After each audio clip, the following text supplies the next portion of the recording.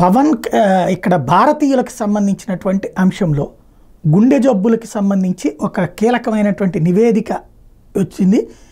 ఇది association of physicians of India, అంటే భారతదేశంలోనే ఫిజిషియన్స్ డాక్టర్లకు సంబంధించినటువంటి సంఘం ఏం చెప్తోందంటే ఇండియన్స్ గుండె జబ్బులు పెరుగుతున్నాయి, గుండె నొప్పులు పెరుగుతున్నాయి, గుండె ఆగిపోవడం అన్నటువంటిది తొందరగా జరుగుతుంది.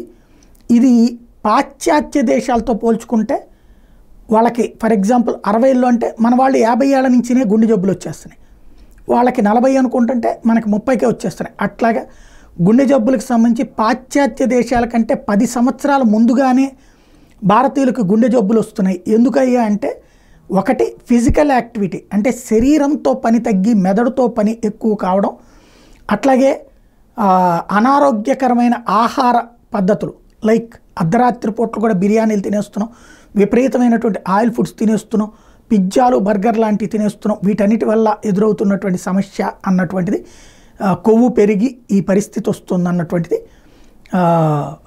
ఏది వైద్యులు చెప్తున్నటువంటి లెక్క.